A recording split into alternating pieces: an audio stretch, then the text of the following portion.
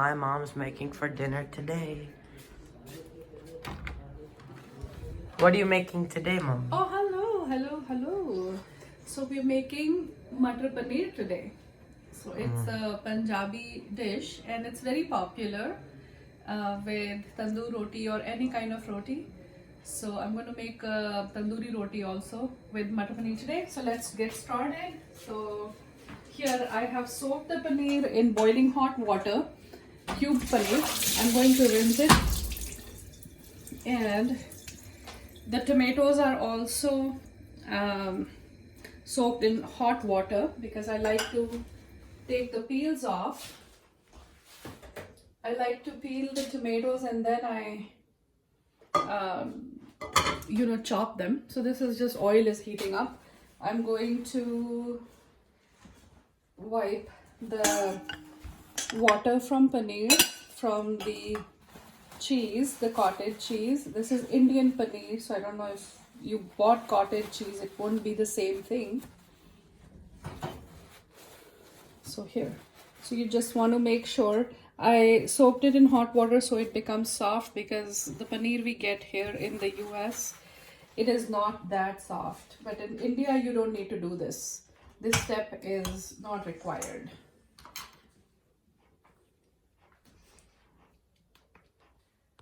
Okay, so the paneer is done, almost done. The cubes, I cut bigger cubes. It just tastes good, especially when you're doing it for parties. But I'm going to make a very simple recipe. Even if it is a party paneer, it's not going to make it very heavy. So that's just the way I'm used to cooking, just home style and very simple with minimal spices. So this is almost done. Let me show you what I have here. We have 13-ounce bird's eye peas, frozen peas, sesame oil that I'm going to use only 1/3 cup. I have some garlic, ginger and green chili. But all of this is not going to go in this. Only some of it is. So paneer is done. Let's take the paneer out.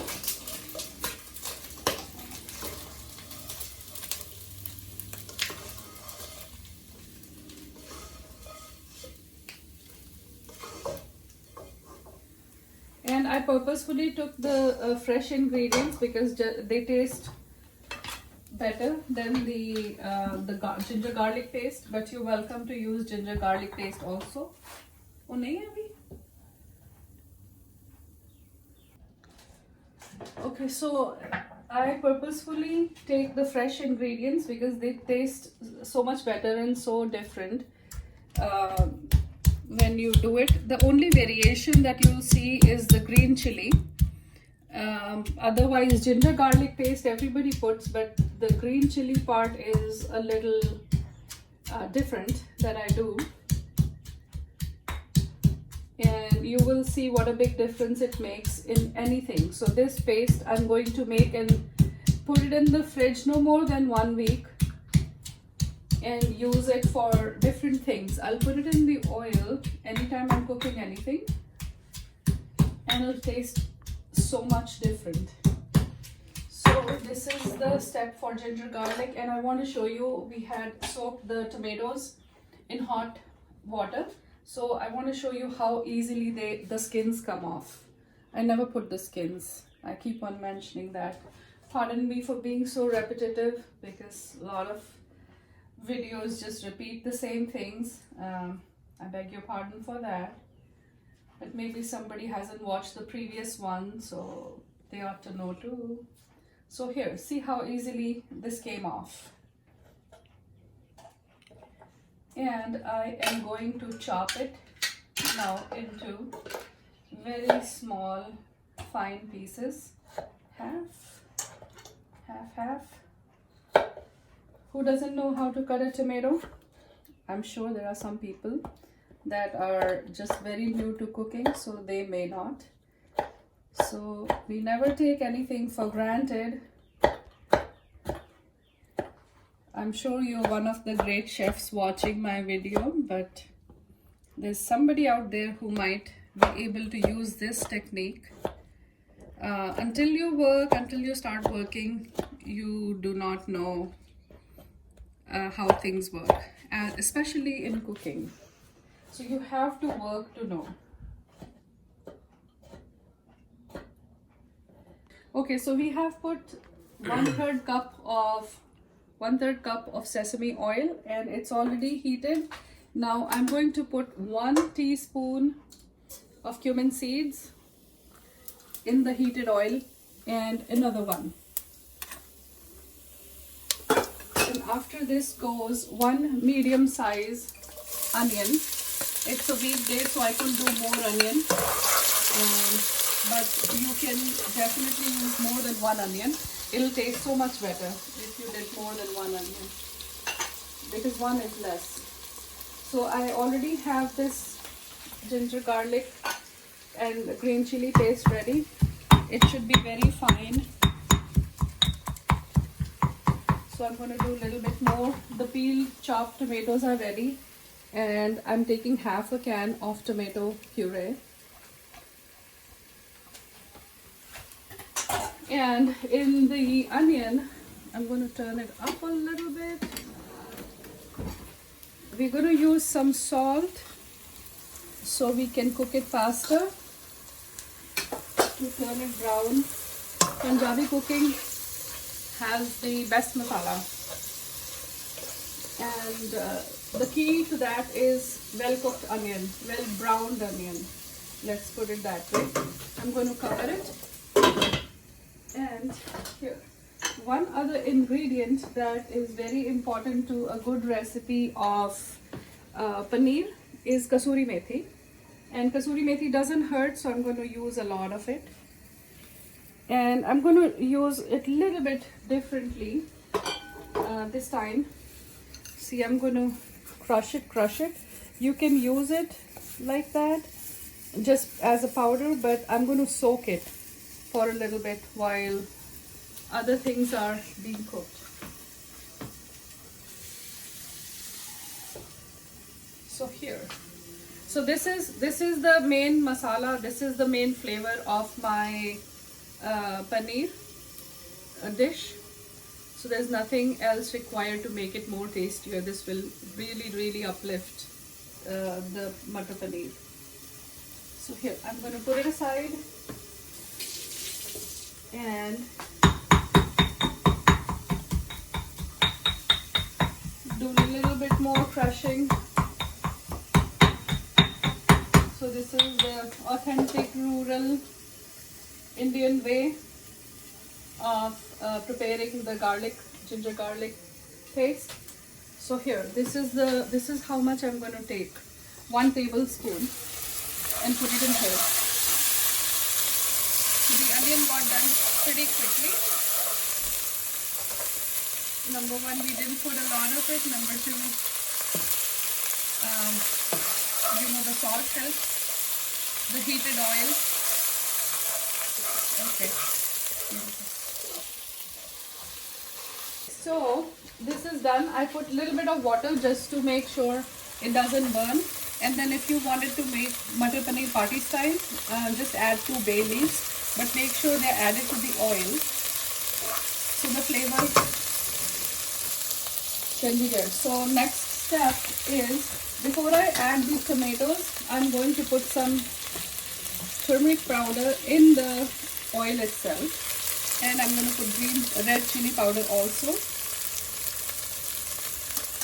So half a teaspoon of turmeric powder and half a teaspoon of red chili powder.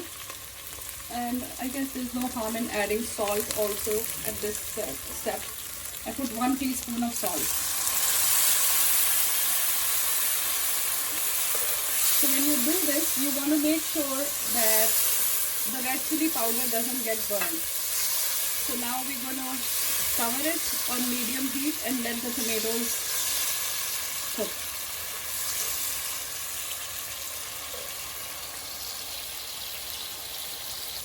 The tomatoes are done, the masala I mean, and now we will put green peas, all of them at the same time.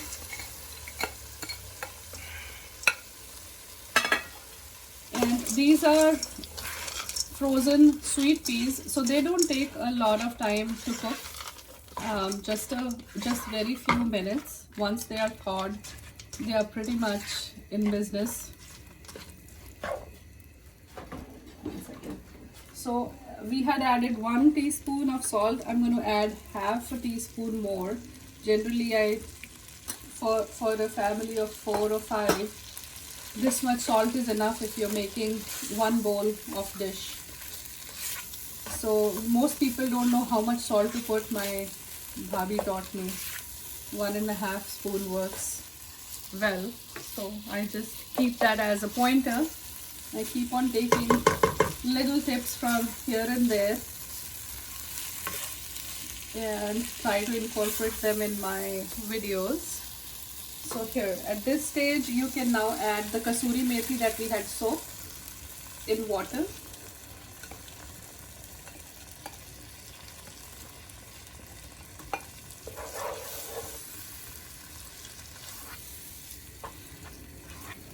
So you can put the gas high now, and it's already giving us a very good flavor. Some people would like to add some cream to it for the party paneer, and we can do the same thing, but I would not do more than 1/3 cup. So here, hang it there.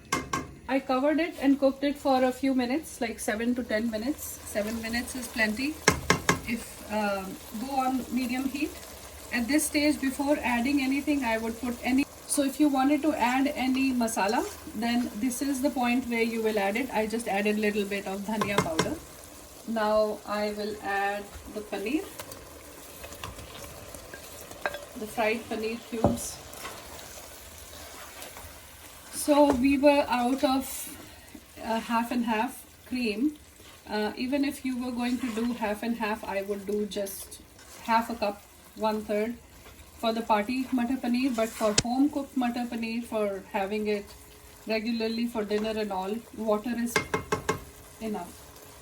But here, just so I can show you, I am going to use some milk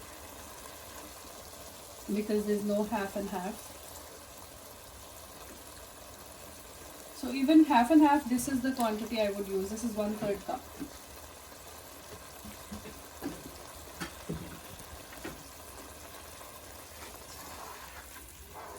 So this is to give it a restaurant style look and taste.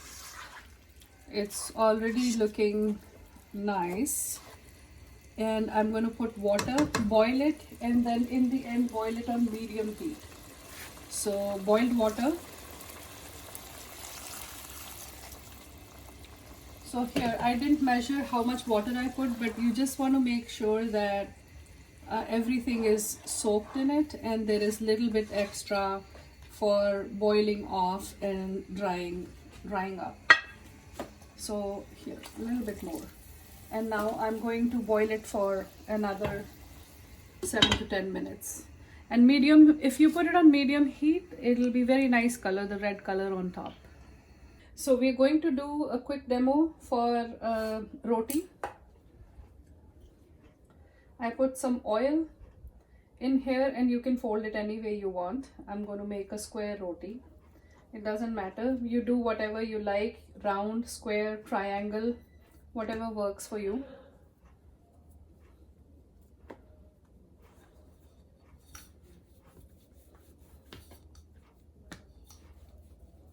So at this stage, when it is not completely done, I'm going to put some kalonji.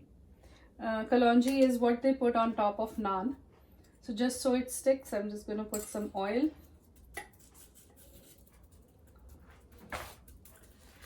And roll it out so it sticks nice.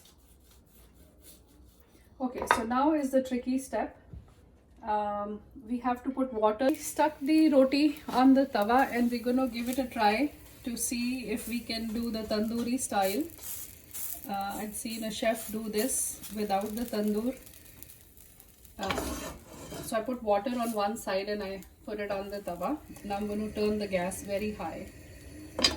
And one idea I have is, okay, here.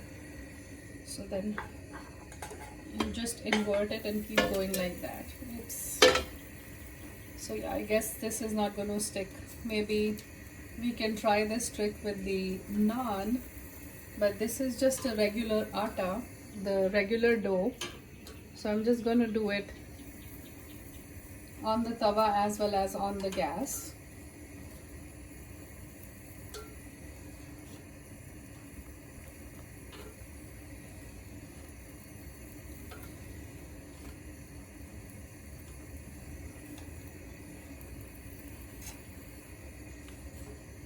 So I'm turning it over and over so it doesn't burn. So generally this requires a tandoor or some kind of a tandoori oven that you can do it in. It's not looking bad at all. We've already made one. So this is also going to taste pretty good. It's cooked on open fire, so not bad. I mean, there's some cleaning up that's going to be required in the end, but you know.